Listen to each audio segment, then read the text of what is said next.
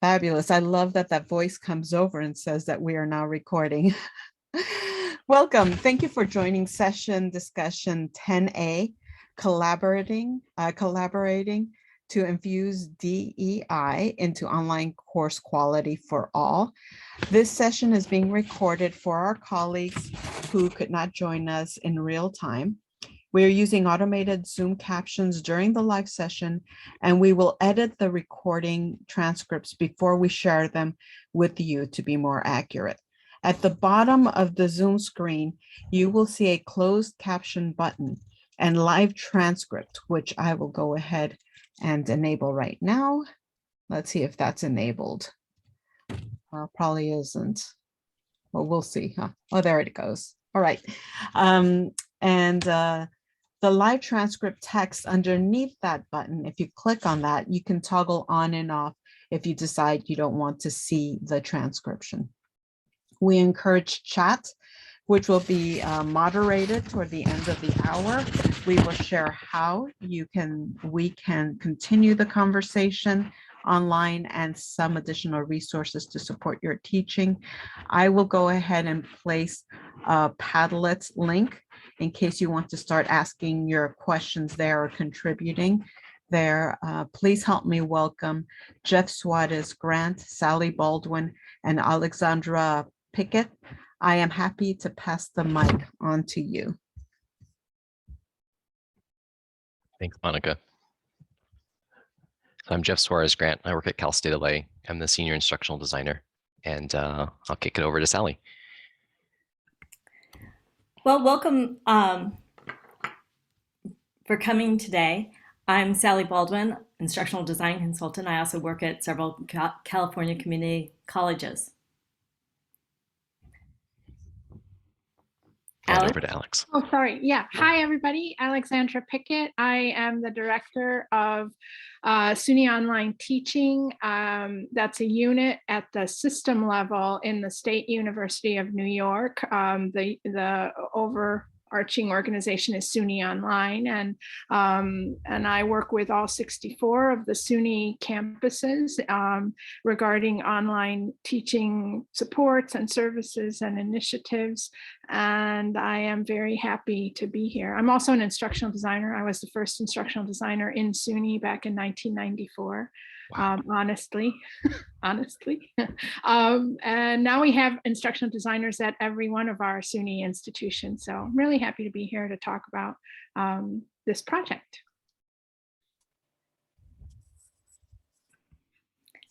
So here's the agenda for the session. We'll talk about how we got started, what we plan on doing, and what we'd like from you. That's the basic outline. And our session outcomes. We're very excited to share with you a flexible DEI annotation framework and review some of the work, and also discuss whether or not you think your organization would use it and how we can make it even better.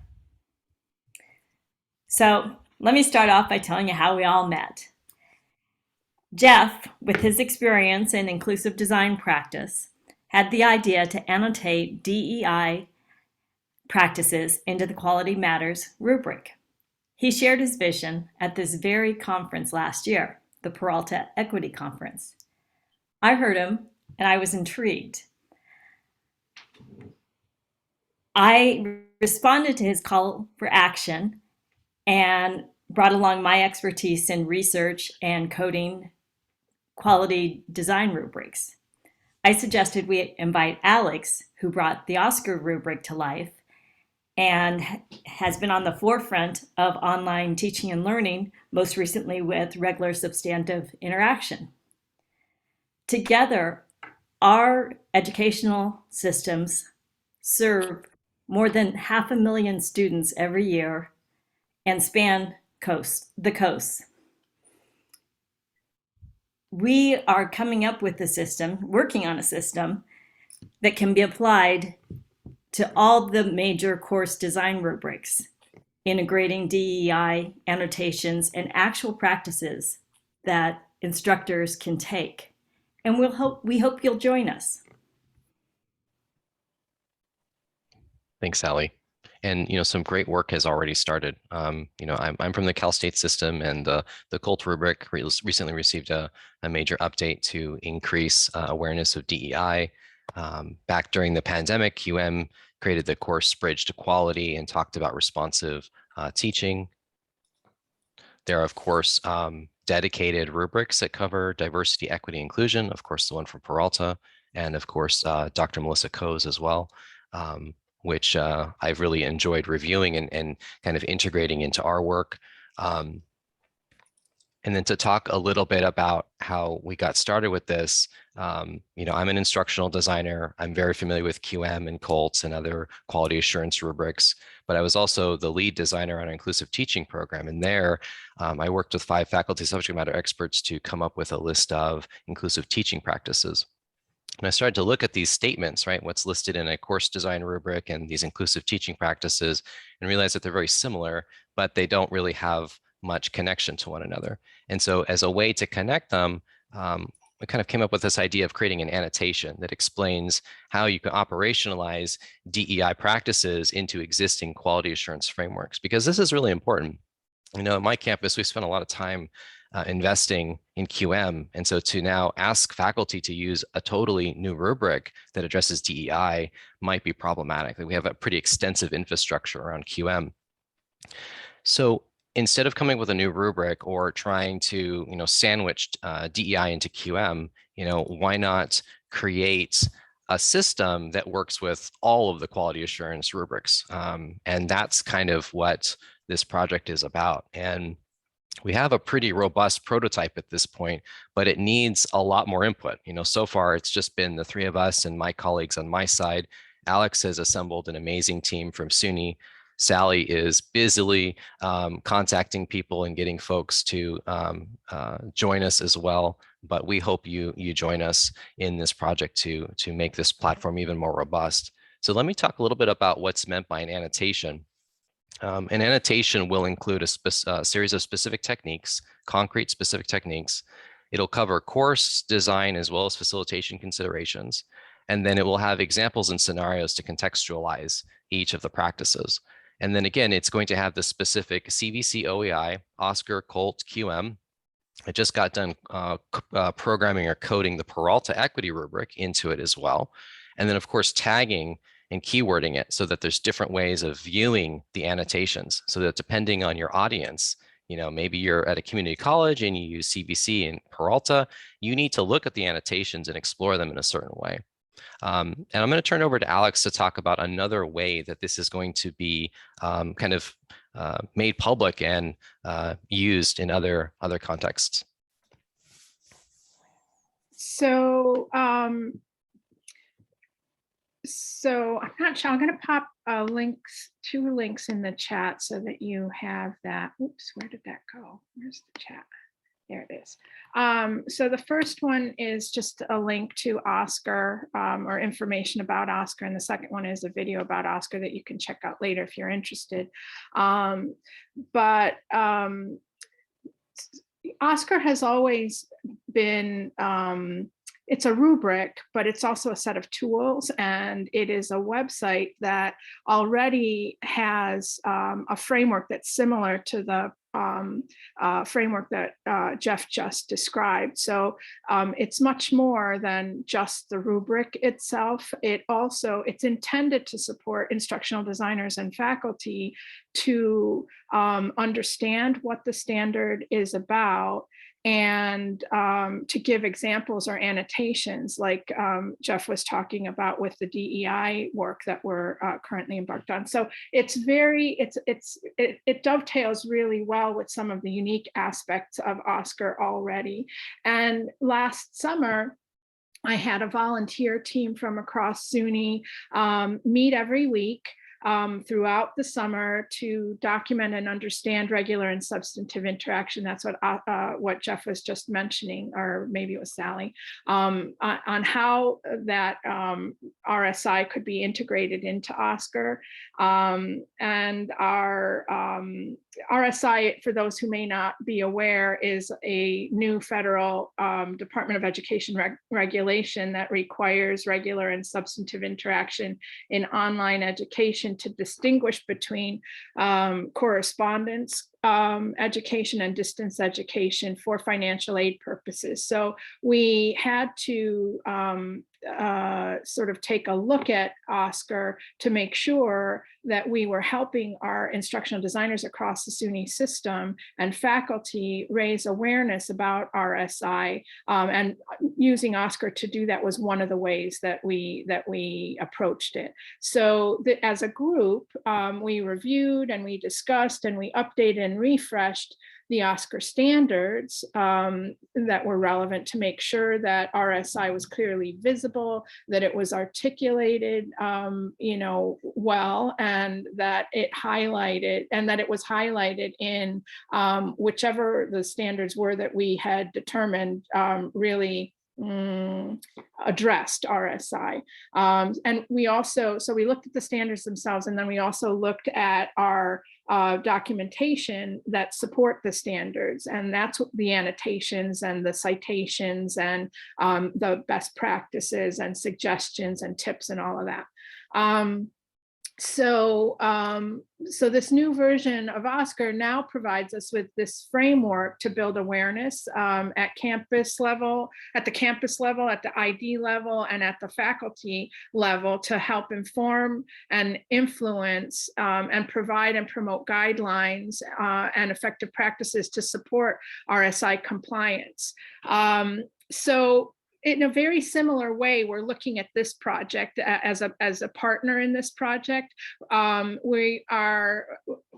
was actually planning last summer to do the DEI refresh of OSCQR, but the regulation for RSI went into effect July 1st. And so I had to quickly pivot and focus on RSI first. So DEI got kind of backburnered, fortunately, because it's right then that, Sally and Jeff met and then pulled me in. So it was kind of a fortuitous change in plans, as it turns out. So we're planning now a very similar project, kind of in parallel with this one from the SUNY perspective. We have, as Jeff mentioned, a volunteer team. There's 11 people who make up the SUNY team. We looked for sector representation from all of our various types of institutions. We have doctoral institutions, university colleges, tech colleges, community colleges, and hospitals, actually, that are part of the SUNY system. And we looked for representation across those sectors. We looked for an even distribution between online instructional designers, faculty, and people with DEI expertise. And then,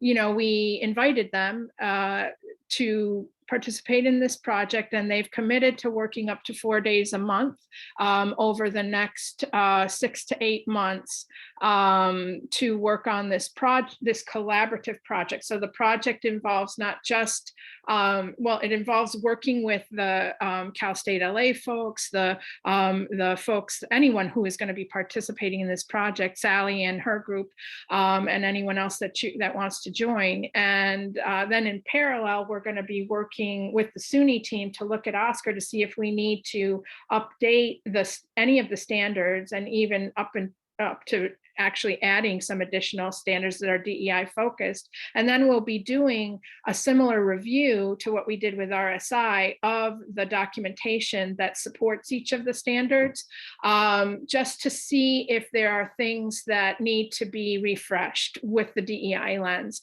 Our hope, and part of the cool thing about this project, is that that I won't have to duplicate the efforts of this project, that I will be able to point to the work in this project through our OSCQR documentation and even through specific standards.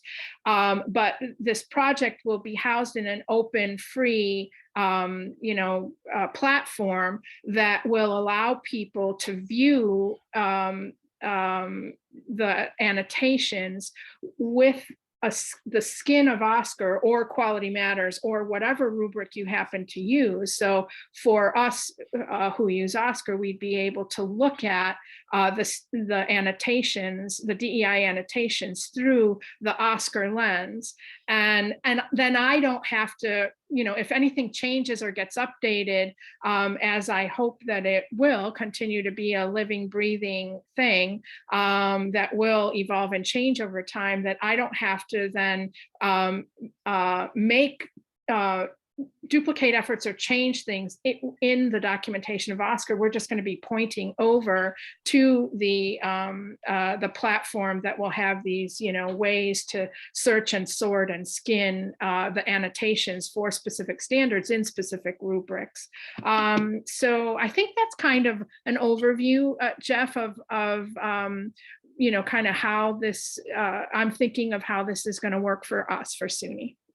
Thanks, Alex. And it really excites me to know that the work, these annotations kind of have a home already, right? There's a major, rubric that will actually take up the annotations and use them. And I'm hoping that other rubrics will do the same. So I bet you're curious to see what the annotations platform looks like. So let me pull it up. I'll do a quick demonstration, and then I'm going to share links with you so you can explore it on your own. Let me pull it over to my other screen here, and then I'll show you how it works. Okay, let's see here. I hope you can see that. Let me make it a little bit bigger. Here we go. Y'all can see where it says Table 1, Course Design Practices. Okay. Okay, so what I want to show you is, so first of all, the platform we're using is Notion. It's basically a database tool for mere mortals like me. I'm not a programmer. I don't really have, SQL experience or Microsoft Access experience. So I was able to build this out pretty quickly using this really user-friendly tool. And so I'm going to share links to 2 different tables. There's basically 2 different ways of visualizing the annotations. This first one, Table 1, is course design practice focused with the annotations for DEI. And then Table 2 are just the DEI practices, first and foremost. And so you notice that each one of these cards on this view is a diversity, equity, inclusion practice. So things like discover cultural relevance, help students to develop identity in the discipline. But then when I go back over to table number 1, these cards are more, typical course design practices. Things like ensuring there's getting started tasks, course structure and purpose, community guidelines, things like that. So there's also different views too. So across the top here, I can actually go in and see the annotations organized by different rubrics. So right now I've got it programmed for Quality Matters, Peralta, and CVC-OEI. Colt and OSCQR are coming, hopefully next week. I'm using the coding work that Sally has been working on for a while now. It's been really, really helpful. And then within each of the different views, there are filters to go ahead and drill down so you can find the specific things that you're looking for. So let's give a little scenario here. Maybe let me just show you what one of the cards looks like first. So here's like a getting started task. This is a common thing in many of the quality assurance rubrics. And you can see all of the keywords. And then these are all of the DEI practices that kind of align with get started tasks in a good online course. But when you scroll down, you can then start to see the specific details about how to actually do that. All annotations will have a quick little overview statement, specific concrete techniques that faculty can use or instructional designers can suggest to faculty. And then we get down into the actual design considerations, and down here's facilitation considerations too. All right, so let me give you a little scenario here. Say, for instance, you're working with a colleague or a faculty member. Maybe you work at a California community college. And so your frame of reference is the Peralta Equity rubric, or maybe the CVC-OEI rubric. Okay, so you're going to go to Peralta Equity rubric. That's the view. and you're trying to help this faculty. Maybe they've asked for help, or you've noticed that they need help interacting with students. So they can go ahead and sort by, let me get into the right tab first, that would help. So CVC-OEI, they can go ahead and sort by interaction, and then they can go into instructor contact, and then they can see, whittled down set of cards with course design practices that will help this faculty member not only interact with students, but also do that with a DEI lens as well. So for instance, Instructor Introduction, let's see what they say about that. So we can see we got to be concerned about name and identity management, instructor background, kind of showing your backgrounds, providing transparency for your inclusive teaching approach. And again, all of that is spelled out down here at the bottom.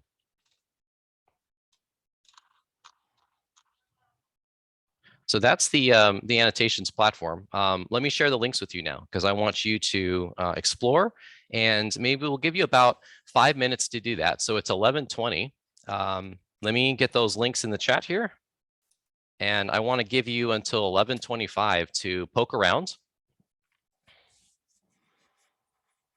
explore, and then maybe after 5 minutes, what we're going to do is we're going to come back and let's have a conversation about, let me actually just pull up the some of the things that we want you all to be thinking about. So as you explore, be thinking about, we're looking for input on additional specific techniques, whether those are DEI practices or course design practices that we've missed that should be there that are not. Also be thinking about if there's any missed opportunities to connect like a course design practice with a DEI practice.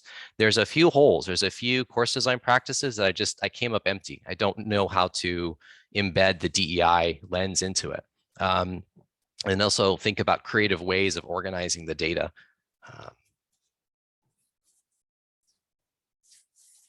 So we'll give you till 11:25 to explore, and then we'll come back and have a conversation about what you found and maybe what's missing.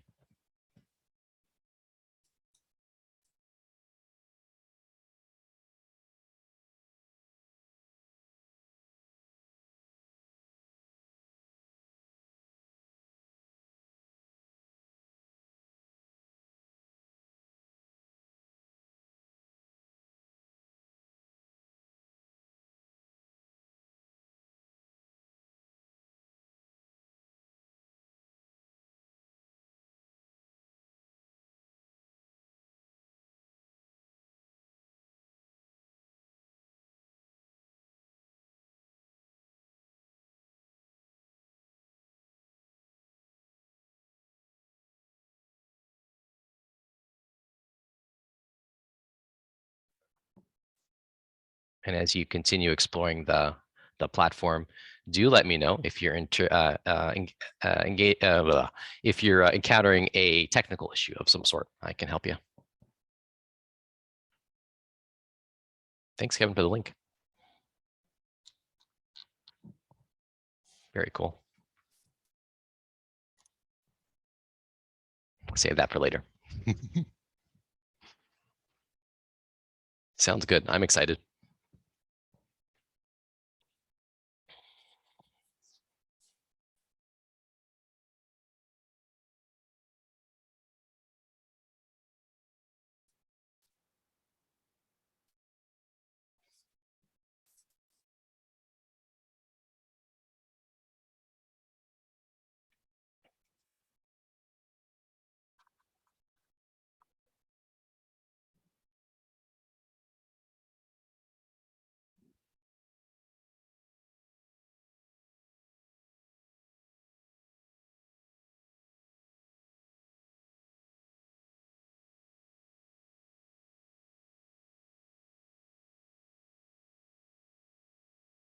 I'm getting a few questions in the chat here.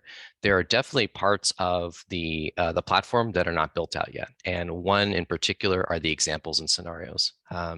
What I'm hoping to do is have a database, a table of examples and scenarios, because most likely there will be DEI practices that can be used in several different scenarios, and so it won't be a one-to-one sort of thing. you'll want to be able to connect that one example or scenario to multiple course design practices or multiple DEI practices. And so that's the part that's still missing.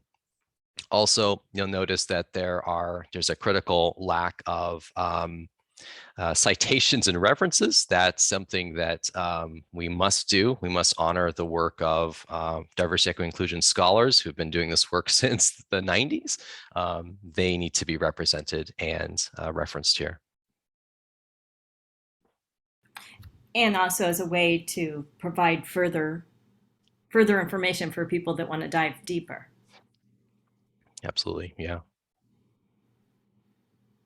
And some of you are seeing some of my my work notes, the synced blocks added. That's for me internal development checkbox. All right, so we're at 11:25. I would like to invite comments, questions, input. Please tell us what's missing, what you think, what you'd like to see, and also comments on kind of like user experience too. How easy was this to use? We're very concerned about making sure that this is something that's actually going to be used by instructional designers, by faculty, directors of academic technology, directors at distance learning units. Tell us, what do you think? Yes, Colt's going to be there soon. And please share in the chat or with microphone. We're just at the very beginning of really fleshing out and designing. This was kind of a demo and a proof of concept that Jeff has been working on, and you know, we're hoping to get all of our groups together to begin actually tackling card by card the practices, the citations, the annotations, the practices, and to really dig in deeply to each of the cards and their related annotations. And as we do that, I'm sure we will find, you know, continuously find ways to refine and improve the aspects of presenting the information and tagging the information, that kind of thing. So we're looking for feedback on what you think. So, you know, as a proof of concept kind of a thing, and anything that you can tell us about it, about what you see and what you think. Eva, you have a question?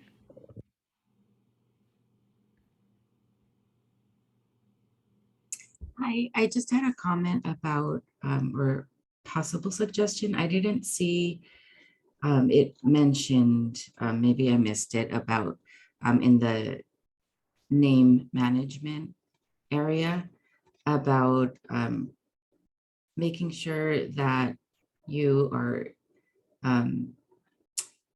you're, as a professor, pronouncing students' names correctly and spelling them correctly, and also encouraging and reminding students to do the same.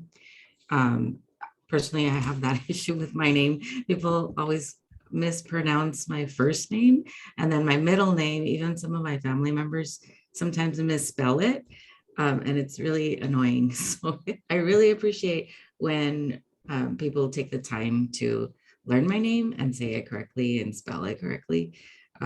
So that's, I think, something that can be added to clarify that is helpful to honor and respect people's identity. Absolutely. Tell me how to say your name correctly so I make sure. My name is Eva. Eva, there. Thank you very much. Great comment. And Christina, you have your hand raised? Yeah, thank you for showing us this tool, and I really like it because it's a simple interface, can be filtered so that you can have complex information, but also drill down to the details. And then when you click a card, it comes up, but it still doesn't show you all the details, because only when you open the page do you then get to all the comments. And so that is pretty neat, and in terms of not overloading the view too much. My question is if you can actually also add images or video to the content to make it a bit more lively and not just so extremely text heavy. Don't know Absolutely. if the platform allows for that. Absolutely. I'm looking forward to having more collaborators. I think the project is robust enough that there may even be like a team that's just in charge of like writing examples and scenarios. You know, maybe people who enjoy creative writing or are, you know, have a lot of stories to tell about interesting things that have happened in classrooms. There may be, you know, the media team that's really enjoys sourcing graphics and images to support the techniques that are described in text. That's an amazing idea. Thanks, Christina. Reed? So I'm just looking at your big questions to discuss on blind spots. And odd as it might seem, I think it might be helpful for faculty to see examples of a range of teaching artifacts, maybe including ones that are not effective. I know that sounds weird, but no, when we start, my faculty start to blur over when they look at rubrics, when they look at technology. IDs are better with that, but in all the same, it would be interesting if we could have some examples of tools that include blind spots, and then sort of a video identifying, okay, here are some blind spots with this tool to sort of walk them through. You know, I think sometimes the worst example is the most useful example. So I'll just leave it at that. I love that. I just took a course that showed us, you know, before and after and how improvements and it really helped illustrate blind spots. So that's great. Kevin, do you have your hand raised? I do, and I want to make a note. Pam makes a nice comment in the chat that we want to maybe use a different language, unseen areas, or finding a better word. But to build on what Reed said, maybe it's a matter of doing a before and after. So what Peralta's been doing in their online equity training, and you see the 3 days of this conference follow the same scaffolded pattern of you learn some concepts, you analyze them in practice, and then you go off and build it yourself. And so that analyze is a growing library of course materials and activities that faculty have shared back with us after they've redesigned them to address equity gaps. And so that makes it easier for faculty who come after them to see what it looks like in discipline-specific contexts, whether it be career and technical education or STEM or what have you. And so I could see having links to a before and an after, so people can see the changes that were made based on having learned these different equity concepts and strategies. Great suggestion. Yeah. Plus one for the discipline specific stuff as well. So I guess the examples and scenarios are more than just like case studies of how faculty have interacted with students, but more of actual assignment, activity, course design artifacts, and of course before and afters. With no pun intended, because of your tool annotations, where basically it's got metadata to show student reactions and things like that.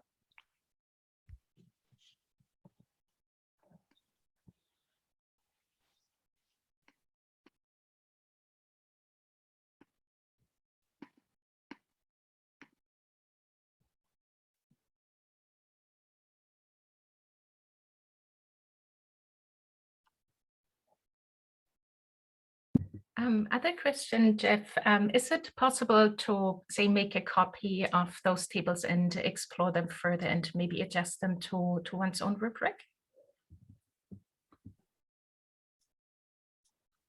I'm sorry, Christina. I was reading Paul's comment in the chat. Will you say your question one more time?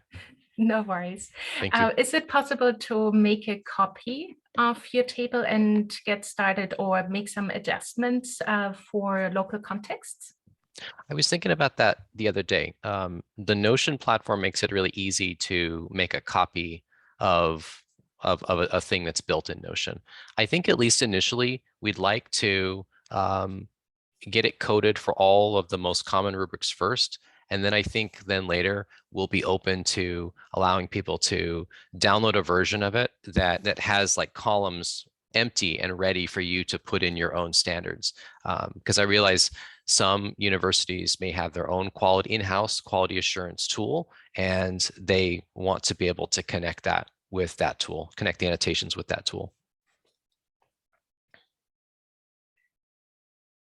And it's not complete yet.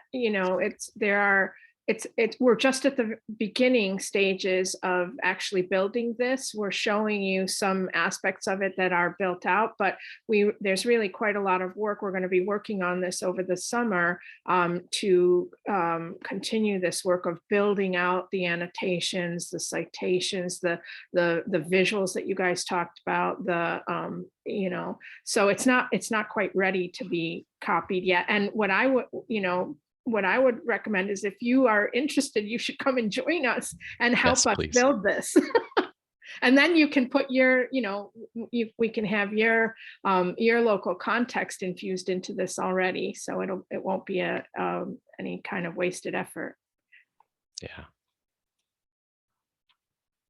I mean, one of the things that I am hoping to do from the SUNY perspective is not have to build my own, right? Not have to take a copy of it, to be able to have it live in one place so it can be updated in one place. And then I don't have to worry about, every time something gets added or tweaked or whatever, I'm pointing to this as opposed to incorporating it into my rubric and having to maintain and update the things that are that are included. So build it once, update it in one place is what I'm thinking. There are questions in the chat feed from a lot of us saying, how do we get involved, or how do we join? Yay, that's my slide. So we're looking for folks who are interested. And I think Sally just popped the link in the chat. We are going to be having our kind of second kickoff, I guess it is, on May 11th. And so if you go to that bit.ly, the DEI online bit.ly, you can give us your name and your email address. And then if you would like to, join the project and contribute to these annotations, and then, come on May 11th and we are going to get started in earnest working on this. Not that, that Jeff hasn't actually been working on this in earnest.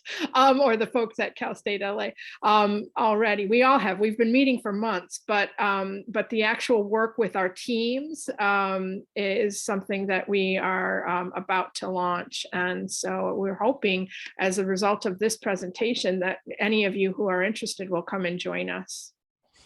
We think that there's a ton of work still to do. And we look forward to crowdsourcing as much as possible, because we think that we're all just learning how to be better. And by sharing and collaborating, we're going to make this a really wonderful tool that everybody can use. And that would just gives me tingles to think about it.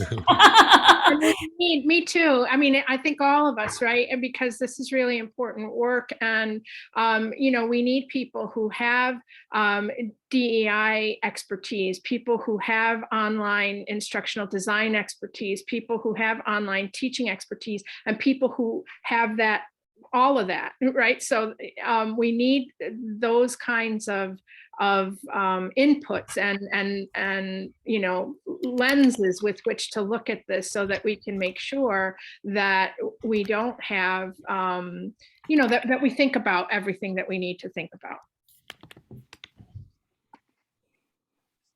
And to give you a sense of kind of the work that needs to be done, these are kind of the next steps for us. But I'll back this up one more here. This is kind of like a little quick status of the various practices and annotations. And you can see that, what I'm calling a complete draft, there's very few of those. The most of the course design annotations and the DEI practices are in fairly rough state. They're just chock full of my notes and my team's notes about what to put and things that we don't know about yet that we need to find an expert on to give us some advice on. So yeah, there's lots left to be done. it's funny, like with a tool like Notion that allows you to rapidly prototype, like you can create something that looks fairly polished, but like under the surface, it's still rough around the edges. So we invite and look forward to working with everybody.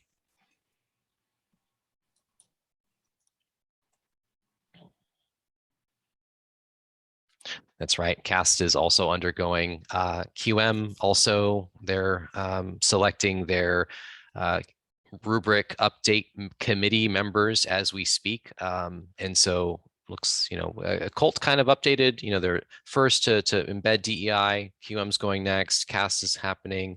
Peralta's been out there leading the way since the beginning. And so, yeah, there's lots of great work that's going on. So we're at the 5-minute mark. We want to make sure to hear additional comments, questions, other input that you have, either in the chat or with the microphone. Please let us know. Or even adding it to that Padlet, right, Jeff? Absolutely, yeah. Paul? Yeah, thank you. This is really blowing my mind. All this great stuff collected here. So thank you for all your hard work. And I was the one who posted just the clarifying question, very specific to my organization, Portland Community College, where we use the Quality Matters rubric. Yeah. We are now analyzing it for how we can better include DEI practices. I've been referring to the Bridge to Quality document that you had mentioned, Jeff, earlier. Just curious if that was the document that you used to source the language that appears in the DEI Notion thing, or if you had gotten it from other QM published materials. No, it's funny. The day that they unveiled the Bridge to Quality is the day I was actually giving a presentation on this to my internal IDSIG group. So we've been at this a little while. The inclusive teaching program has origins back to 2018. And so really where this is coming from are my 5 amazing faculty subject matter experts that I worked with to create the inclusive teaching program: Marla Parker, Karen Wu, Ali Tayeb, and Portia Preston Jackson, as well as Carl Schottmiller. And Arcadia is on the call too, I believe, who is our current lead facilitator for the program. And they've all been really great in helping us to continue to flesh out and contextualize these practices for actual classroom use. But yeah, I think we're all kind of like, there's all these like parallel projects. And I'm hoping this gets everyone talking in a more productive way so that we don't duplicate efforts, as Alex was saying. And Thank perhaps you know somebody who should be in on this conversation that's not here. Please let us know. We want to get as many voices as possible to contribute to this so that it's really has some momentum and some strength to help everyone.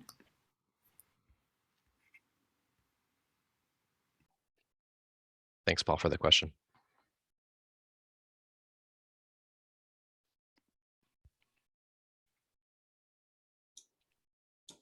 I have a question. Please. I'm currently in an AQ-ITEL course, and some of the speakers in the videos are from Cal State LA. Is there any kind of collaboration with them in this project, or I'm not sure how that works with AQ, if it's like proprietary or copyright stuff, but I'm just wondering if there is any kind of overlap or collaboration with the programs. Yeah, the one person who comes to mind right away is Christina Ruiz Mesa. I think Deborah O is also featured in the AQ videos. And then I believe my 2 directors as well, Catherine Harris and Beverly Bondent Brown. Yeah, CETL, we've got a lot of amazing co-collaborators, faculty fellows. And so the work is all kind of mixing together in our small little dinky office. So yeah, a lot of it's being informed from folks at our side here. I think that the idea that somebody shared about having videos, those videos are really helpful. So if there's a way to either use the same videos or different videos for this, is it a rubric or I'm not sure what you're calling it at this point, but for these tables, I think those would be really helpful.